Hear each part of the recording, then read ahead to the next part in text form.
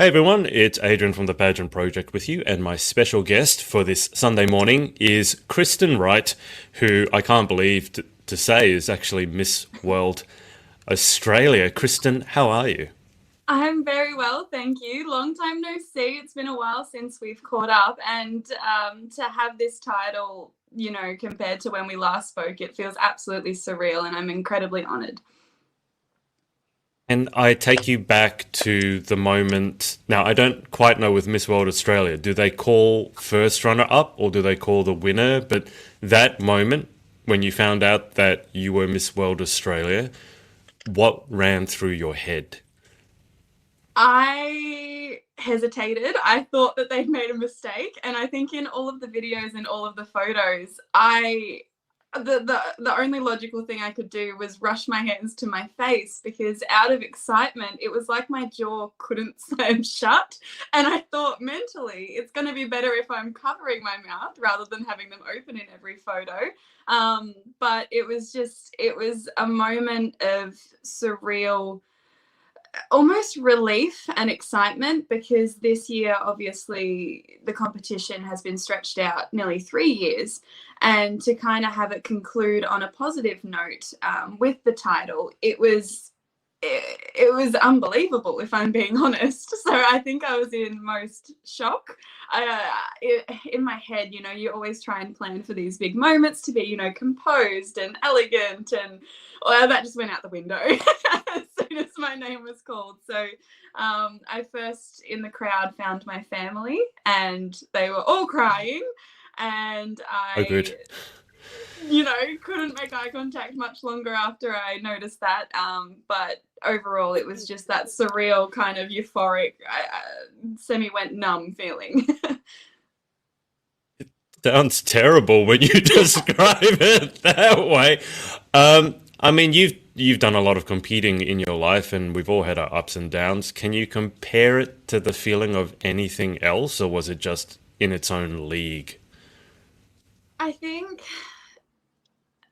I think because I knew why I was competing, come the end night, I didn't honestly really think about the result, whether I won or I didn't, because throughout the whole competing process, I have met so many incredible people, and I was able to launch meaningful projects through the process. So the final night, let alone the final week, was kind of, I was able to enjoy it because there wasn't that pressure I had on myself.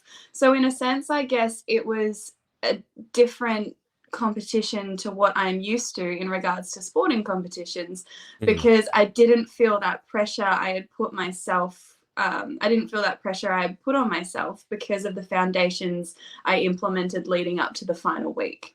So I would say then it was completely different. Well, let's just dig into that a little bit because a lot of girls, when they compete, they have nerves left, right, and center, whether it's the on-stage component, the interview component. Yeah. And you said you were actually able to enjoy the process, which I'm sure a lot of women and maybe even men watching would love to know how you did that. So, was it, I think you mentioned it, but was it mainly because you had put so much hard work and preparation into it that when it came to the actual competition week, you were just like, well, I've done everything I can, so that's it. I think for me, something that I've learned over the years is when you set long term goals, it's to shift your focus so you're not just focusing on the conclusion of that goal, but beyond it. And so during my work and when I was preparing, everything that I prepared, I knew I could carry on beyond the final night, regardless of Mm. what happened.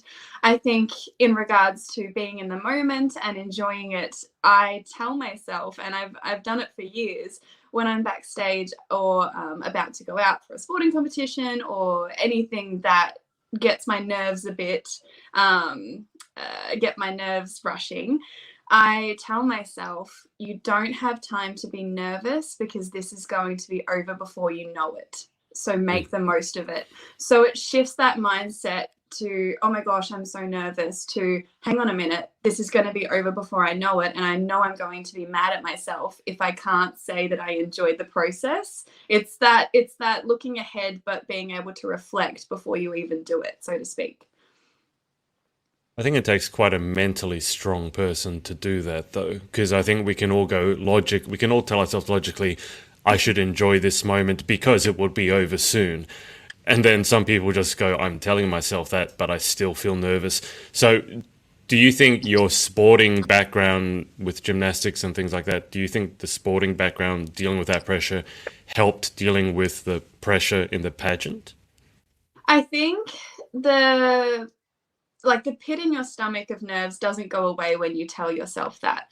But Mhm. what it helps you realize is that you've gotten yourself there and you've done this on your own, and it would be a waste of the work that you've done throughout the process if you were to let nerves get the best of you on the final night.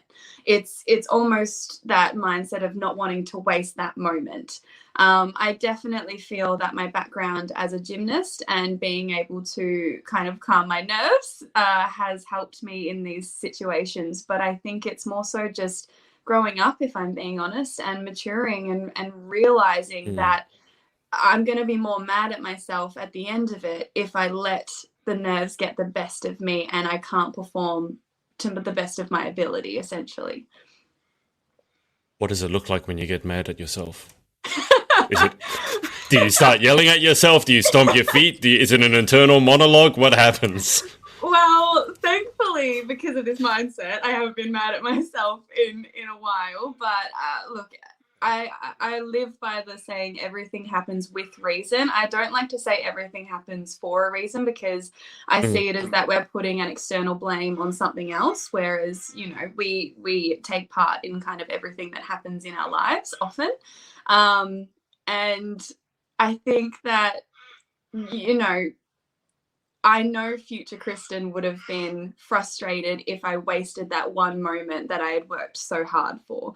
And I think it's just a lot about mindfulness training and shifting that mindset to being content with who you are and maintaining your individuality in a high pressure environment, and also realizing that the process of preparation, you can do this, you can do this. Mm. And I think it takes time, but the mindfulness element of that mental preparation is huge. And if you can remember this far back, what was the actual competition days or competition week like? What were your favorite moments of actually being there? Because as we Yeah. both know, it's been a while coming, the actual competition, because it's been basically like Olympic preparation, 3, 4 years because of COVID. Yes. So Mhm. when you were there, what was the competition like? What parts did you enjoy the most? I think because it was stretched out over a week, the marathon mindset that we'd all come to terms with for having to prepare for so long really helped all of us during the week. Um, I actually lost my voice on day one, which Oh, was good. interviews. What? How did you already lose it on day one? I think so. I flew up on this. So the day one of Miss World Australia was a Tuesday. I flew up on the Saturday. I took my little sister to Movie World on the Sunday, and I think I may have screamed out my vocal cords, so to speak. So like Monday I was okay, and then Tuesday morning it was nearly gone. So I reserved it as much as I could. I was up every day at 4:30. I wouldn't get back to my apartment till 7. Day one was probably the biggest day because we had interviews, the top model challenge, as well as the Skin O2 welcome party in the evening. Wow. Wednesday was similar, but we had the fitness challenge instead, and a lot of rehearsals and some photo shoots. And Thursday was filming our show reels with Pride Productions, as well as more rehearsals, and then doing some shoots with Novo as well. And then come Friday, it was rehearsals, getting ready, and then the final evening. So it was a jam-packed week. I wouldn't have had it any other way, though. I think it was an amazing experience, and it allowed us to show our true personalities over a longer period of time than having just a pageant on one day. And I think that it was amazing to finally meet these girls who I've talked to over Zoom and over Instagram for the last 3 years, and to be face to face, that moment before our interviews when we were all chatting was quite surreal. It didn't feel real that we were finally meeting. So it was a long week, but I think that we were all prepared due to the length of the competition prior. How did interview go for you without a voice? Did you just lean in and whisper, and how The did that problem, work out? I was really frustrated because I was excited to talk, but I think me losing my voice, some may have perceived it as nerves, and I wasn't nervous because the judges on the judging panel, we had known them. We have gotten to know them over the last 2 years, and it was an odd experience, I must say. I didn't expect it. We all got pulled in 3 at a time, so we weren't alone in our Oh, interviews.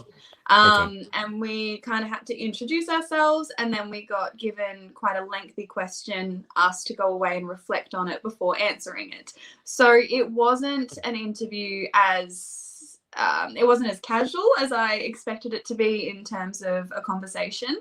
However, I think it was really lovely having the support of other girls sitting next to you while you're introducing yourself, let alone talking to the judges. That sounds a little bit different.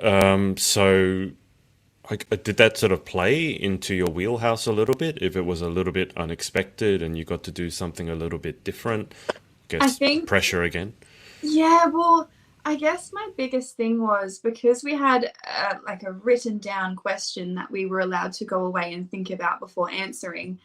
It was more so now because I've had a chance to look at the question, trying not to sound too rehearsed when delivering my answer, which Yeah. is very important in an interview scenario. However, after it's really hard to retrain your brain after you read a question to not practice what you're going to answer. Hmm. So that definitely threw a spanner in the works. And my voice, by the end of interviews, I didn't talk for 24 hours, which it was, the girls were so kind. We were writing down on notes, and I was expressful, but I wasn't communicating as such. But in saying that, you know, I think it may have been a blessing. It allowed me to sit back and observe and really take in my surroundings as well. Okay, so just to clarify, the girls didn't think you were ignoring them when they asked you a question and No, you said nothing back. What? So were you holding up like pieces of paper or messaging yourself and then showing what? Oh, God, I I don't. have my phone. I don't. There's a new series on Amazon Prime, well, it's newish, called The Boys, and I don't know if you've seen it, but one of the characters in there is actually mute. She can't speak, and part of her character development arc is that she begins to communicate, but it's by typing on the phone. So I have this vision in my head that that's you during pageant week. Someone asks you a question, and you bring out your phone, and then you're like, Yeah, "Is that what yeah. you were doing?" It was oh my gosh. I just can't believe it happened. And I was so frustrated because I was like, no, not this week, next week or the week before.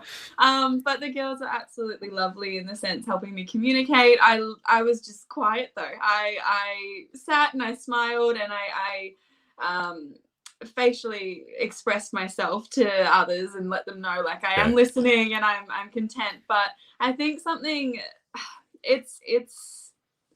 it's why I started my interview series, the Mindfulness Mondays, and I'm sure you experience it as well. When you get the opportunity to just sit and listen, it gives you this whole perspective of someone else. And I think that I had that with a few of the girls because they were being quite open to me because I was sitting but listening with purpose and understanding what they were actually saying rather than just small talk. I think it created some beautiful bonds ahead of the final night.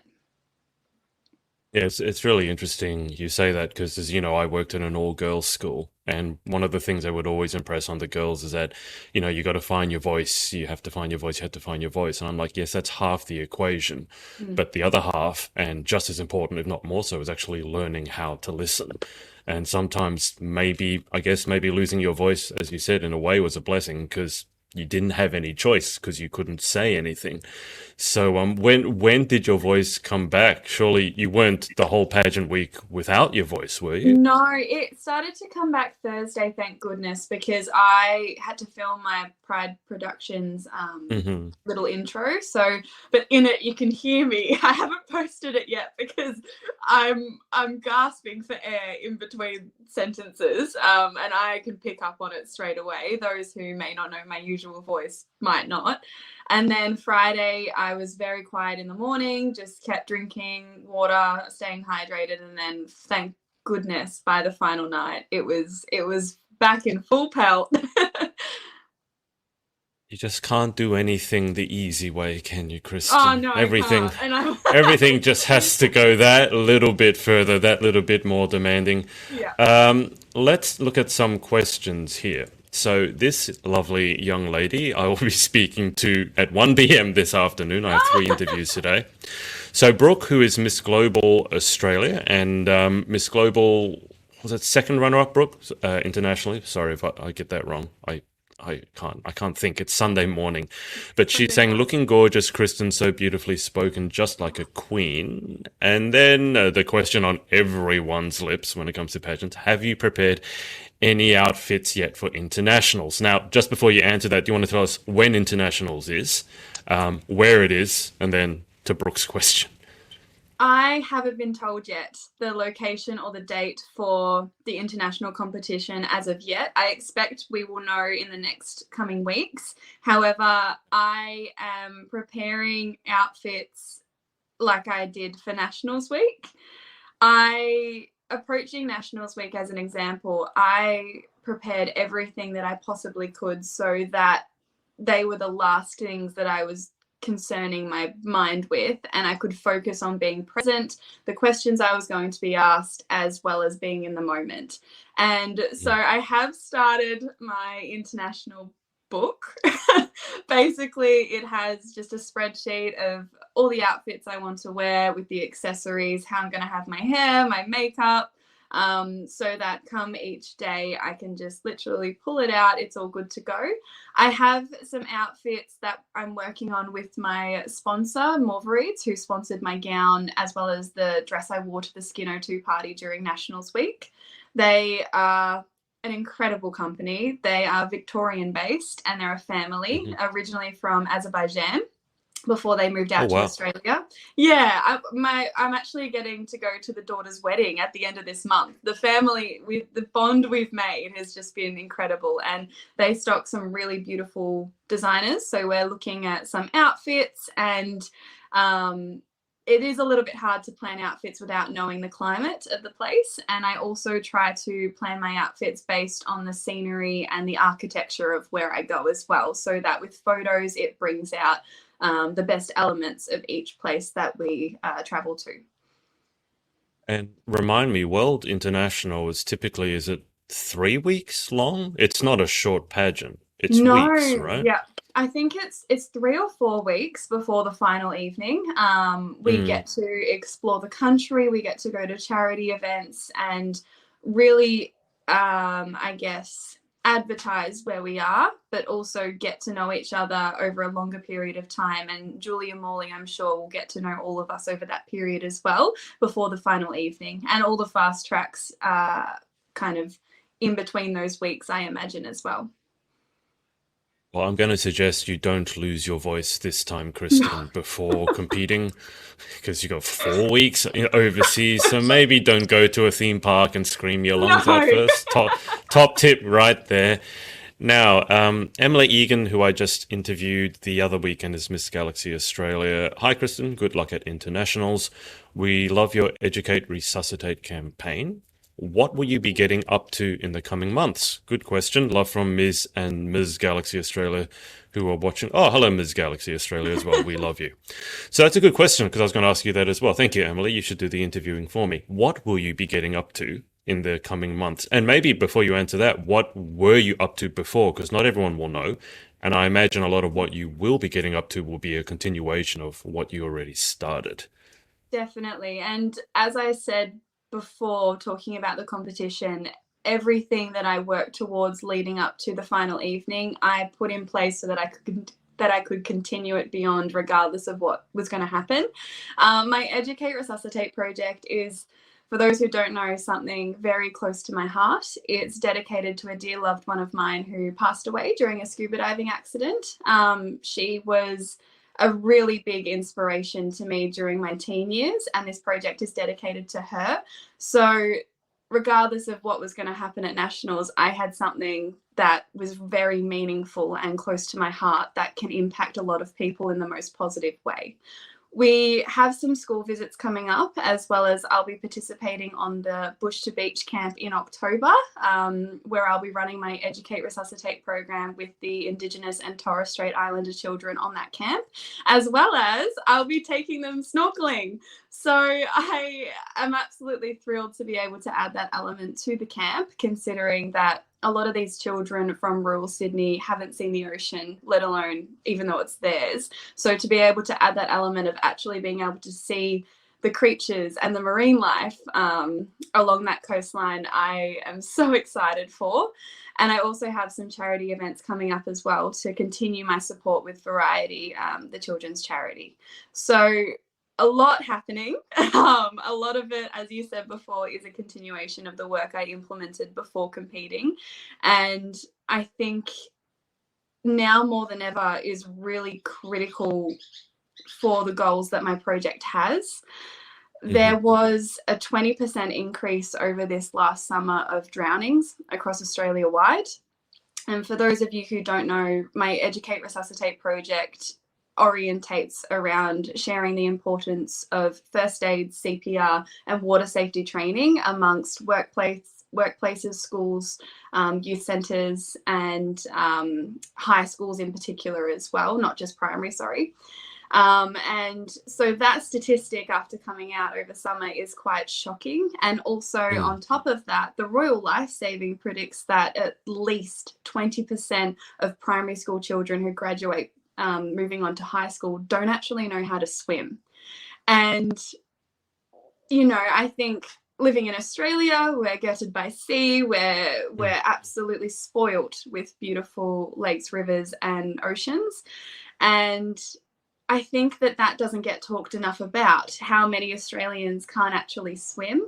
And I think a lot of I think that relates back to the pandemic as well, having swim schools closed due to COVID-19.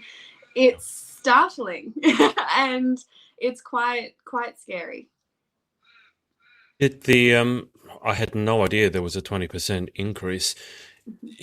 Was there any indication as to why that was the case? I mean, obviously you've pointed out the fact that a startling number of children can't swim. I didn't know that. I mean, I'm by no means a strong swimmer, but you don't throw me in the pool and I sink. And I remember going back when I was in school, we had mandatory, it wasn't so much fitness testing, but we had to wear our clothes and then jump into the pool and then be able to stay afloat. I think it was like 5 or 10 minutes, which seemed an eternity, and I hated it. But looking back, I can certainly see why it would be a useful skill. Was there any indication, Kristen, as to why there was such a massive increase in drownings? The horrific floods that occurred on the East Coast definitely were included in those numbers. However, I'm going to gather it's due to COVID and is the closing of swim schools and just not keeping up with the swim fitness as well, and potentially being able to travel more and potentially go to beaches that people aren't aware of the conditions of. These are all factors that contribute to this percentage, and it's incredibly startling. And I think as well, something that this project really harps on, or I guess wants people to realize, is I think it's great that we, you know, place our kids into swim school and teach them how to swim. But the parents or the siblings aren't learning the CPR and first aid skills in case something happens. So it's one thing to be able to learn how to swim, but another to be able to handle potentially a sticky situation. And so this project is designed to target, it's a very heavy subject. So through the project, I'm hoping to make it more light and fun and really educational, more so than anything. But it's a universal skill on how to save a life. And at the end of the day, that's priceless. I really hope that eventually we can start including CPR and first aid training in the high school curriculum, because teenagers, that's probably most likely the last thing that they think of. However, targeting that 14 and 15-year-old age group, if you give them a workshop that gives them something that they can put on their resume, it's also more likely and helps them get jobs. So it's Yeah. finding that happy balance of engaging people and intriguing people, but also reducing Yeah. those statistics and making a really impactful change that eventually can go worldwide. Yeah, I second that. I would really love to see such a practical and potentially life-saving skill introduced in schools. And I don't think that's a complicated one to sort of market to the teenage crowd as being something that's really interesting, because you could save your mate's life, as we like to say in Australia, mate. And Save your mate's life. God forbid you never have to use those skills, you know? Yeah. It's wouldn't wish that upon anyone. And I think if you need the course as well, usually they're only about 2 hours. They're not a very Yeah. long course either. Yeah. But to have those skills, just to be in any scenario, overseas Mm. traveling, if you're on a remote island, it's just nice to have it in your back pocket, I guess. Yeah, it's I've been in the situation where I've had to use those skills on a family member, no less, and I can tell you, a lot of people are like, "Oh, how would I react when I'm in a pressure situation like that?" But I can tell you, it really is automatic. Like, you just remember certain things as to what you have to do, and I can't imagine any worse feeling than something like that happening to someone you care about and not knowing what to do. I No. mean, for the cost of 2 hours training, right? Just knowing, at Yeah. least having some idea as to what to do. And you're not trying to save the person's life. The point of first aid, you're the first responder, is to keep them alive until the paramedics or the ambulance gets there. Yeah. So, look, I would absolutely love to see that. I would also love to see mental health first aid brought in, because I think that's a huge thing. And I did just want to ask you this, because we had such a elongated lead up into Miss World, with Miss World Australia, because of the pandemic. How difficult was it for you to kind of stay on track with your preparation? Because I can't imagine that when you're preparing for something for 3 years and it keeps getting postponed, postponed, postponed, and the world looks like it's ending, especially in Melbourne, which is where you're from.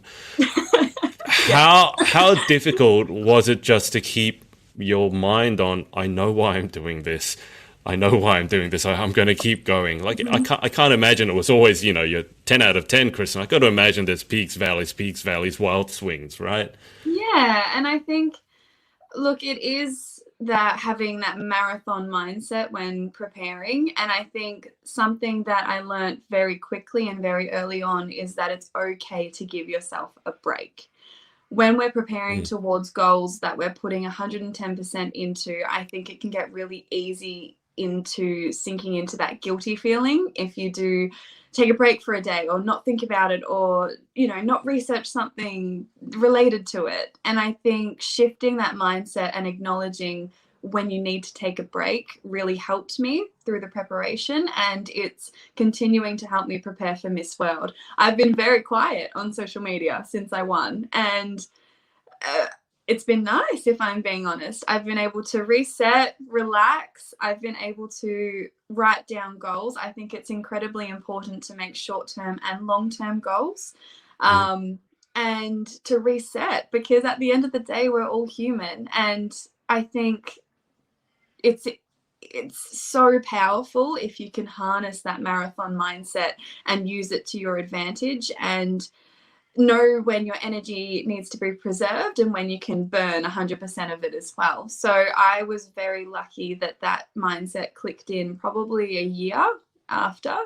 Probably the first year, I would say, that really clicked in, that I knew we were in this for the long haul, especially being in Melbourne, as you referenced. And I think for me, I was very busy with normal life stuff as well, like my Mm. dogs and basic house stuff. And, so I had that as a slight distraction because I had responsibilities other than myself as well. Yeah. I remember during the pandemic just feeling so sorry for people in Melbourne. And for those of you maybe watching from overseas, Sydney and Melbourne, I'm from Sydney, Kristen's from Melbourne, I'm from New South Wales, Kristen is from Victoria, those are the states.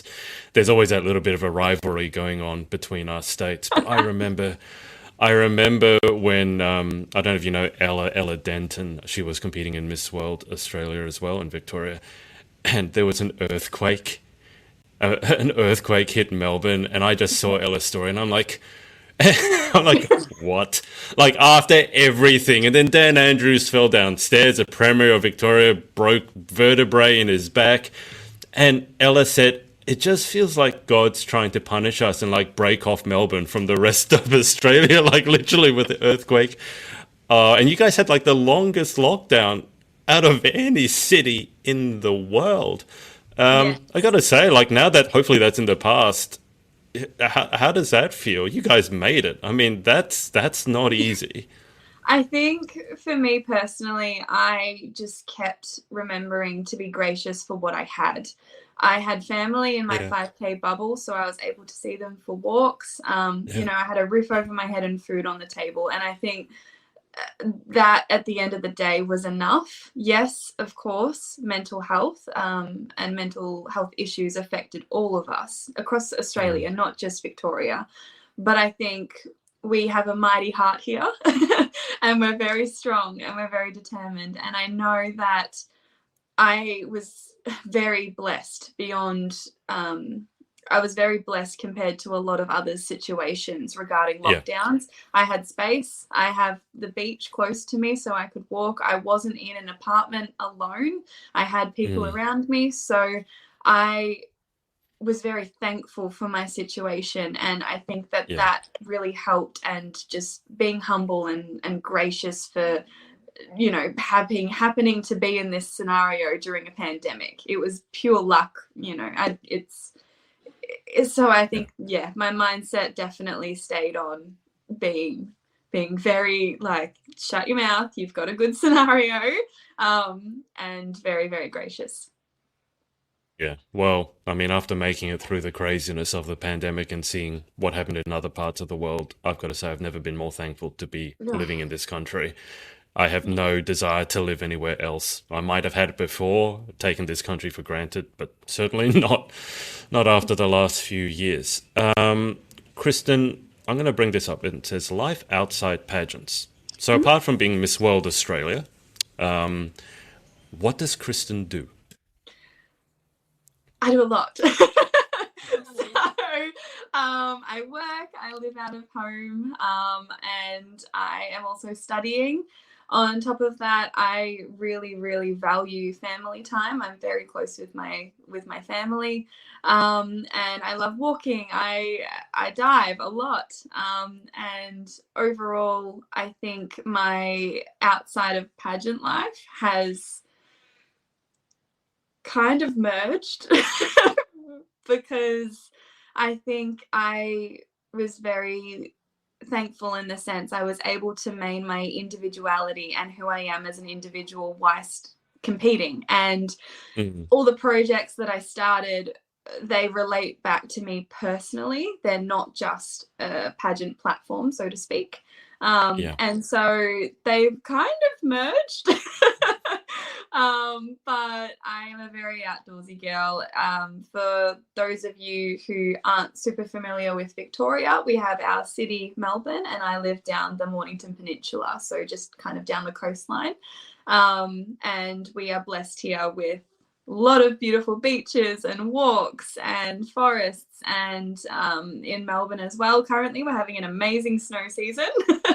So it's natural that I think I'm an outdoorsy person, and from a very young age, our parents have always instilled within us to have that respect for nature, especially the ocean. And so I do feel like my life has kind of merged, but I guess maintaining who I am as a person, yeah. and what makes my soul happy through competing is the blessing in disguise, because now it's all become one.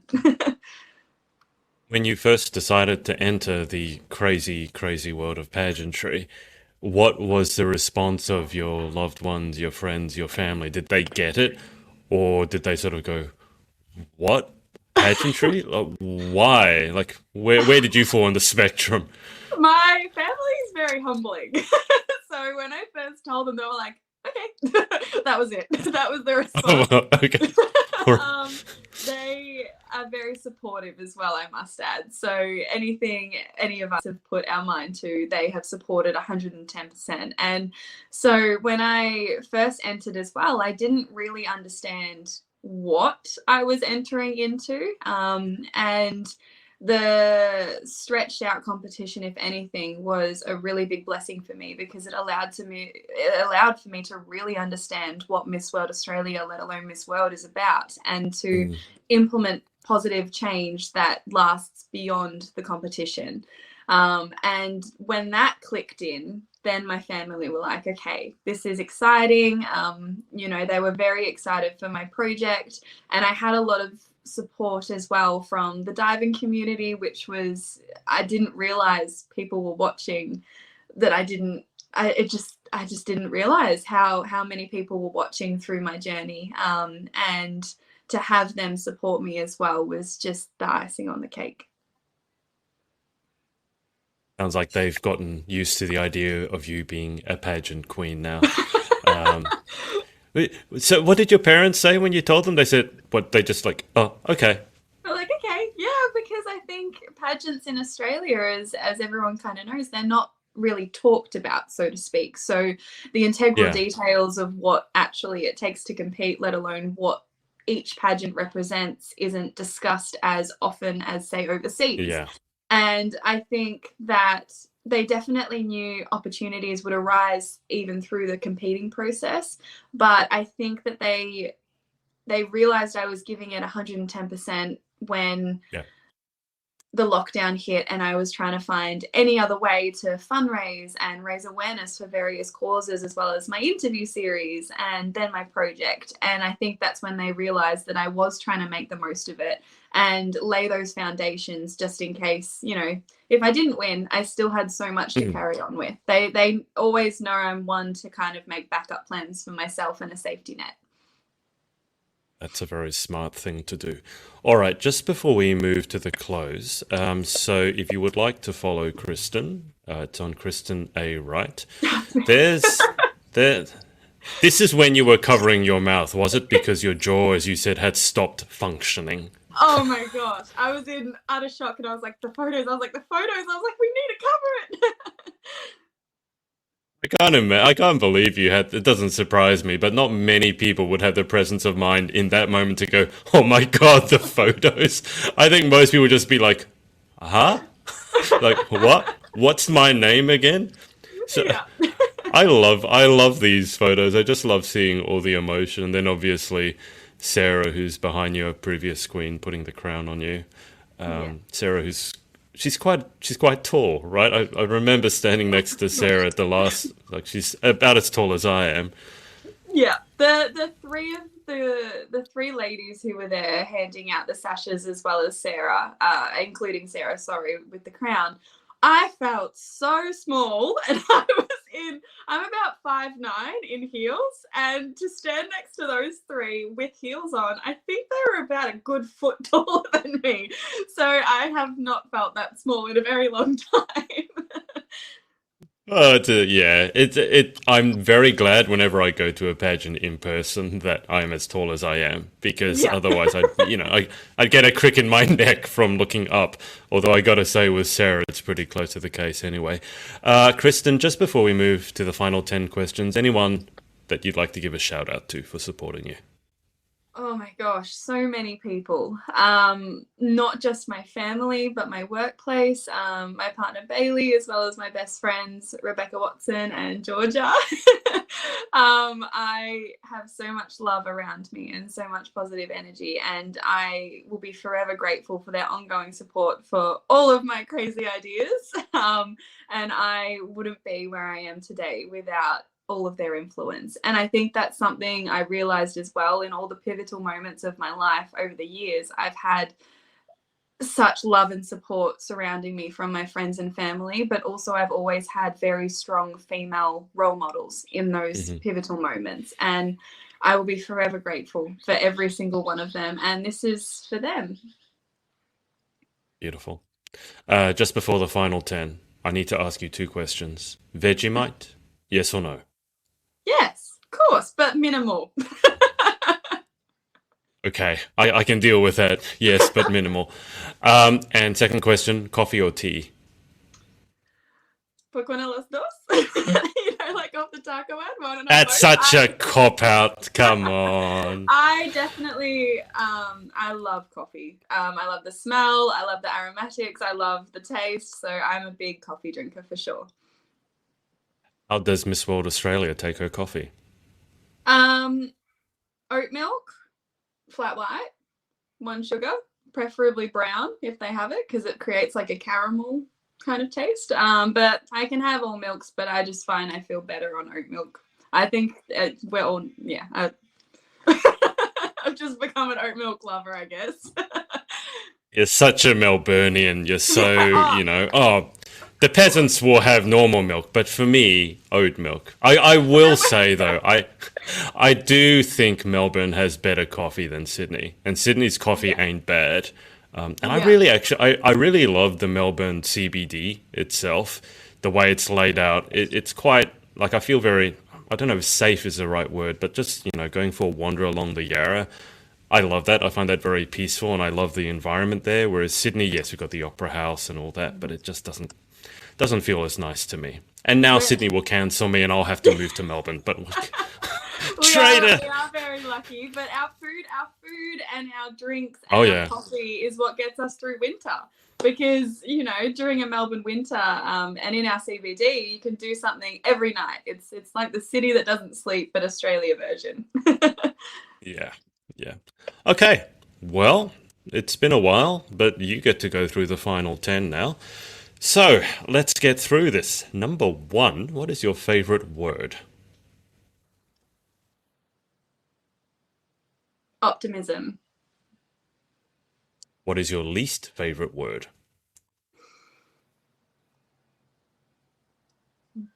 Blaming. Question 3, in life, what gets you excited or what turns you on? I constantly have to be working towards something. I can't sit still, and if I am in a stagnant mode, I get really antsy. So always working towards a goal is what really, really excites me, and bettering myself. What turns you off? Stagnant. Question 5, what sound or noise do you love? I am a big music lover, even though I am tone deaf myself.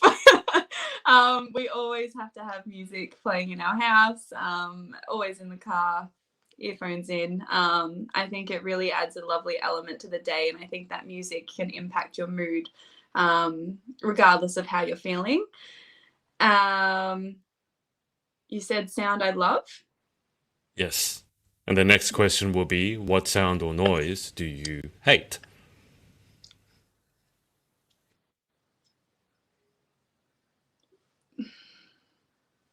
I would have to say, I'd have to say dogs barking, if I'm being honest. Dogs barking unnecessarily. Not when they're alerting you that someone's here or at your door, but the yappy kind. Yes. I have been on many a rant about how my feelings on poorly trained yappy dogs, believe me. Okay, we're in agreement on that one. Question 7. What superpower, if you could have any one superpower, what would you pick and why? I think the superpower I would pick would be the ability of a crystal ball.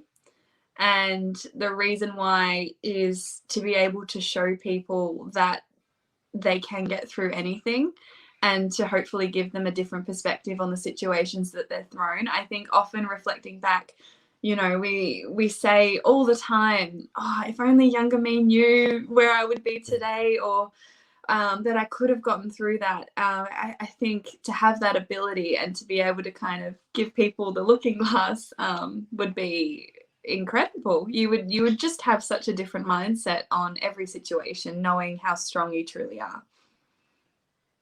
Question 8. What job or occupation other than your own would you most like to attempt?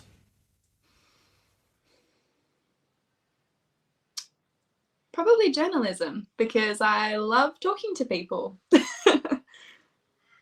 You do it well, as you do interviewing as well. So that certainly makes sense. Question 9, what job would you definitely not like to attempt?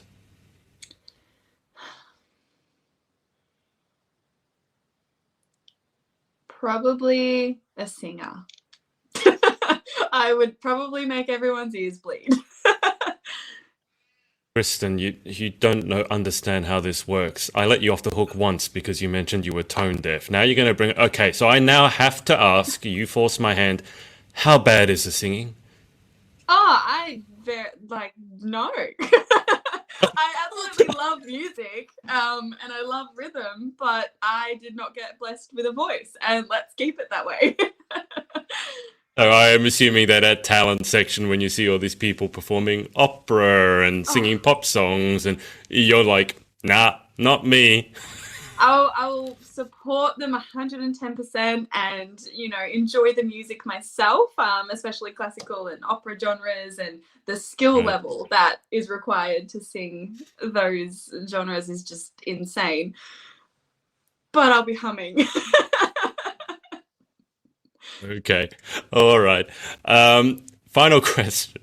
If heaven exists, what would you like to hear God say when you arrive at the pearly gates? That everyone who I love made it there, and that I did truly make an impact on others in a positive way while I was here. Perfect. Well, Kristen, it's been a blast catching up. Congratulations again, and thank you for coming on. Thank you for your time. Oh, thank you so much for having me. It's been absolutely lovely to chat, and I hopefully one day we'll get to meet in person. Well, yes, you're not quite as far away from me as some of my other interviewees. So, yes, I'm sure at some point we will cross paths. But I'll keep you on the line for just a second whilst I hang up with the audience. Thanks to everyone for watching, whether it's live or on the replay, and we will speak to you next time. Bye for now. Hey, thanks so much for watching. Sorority Access is now open, so if you'd like to join an amazing group of women and learn how to be the most powerful, confident, and impactful queen possible, head to thepageantsorority.com. I'll see you there, and see you in the next video.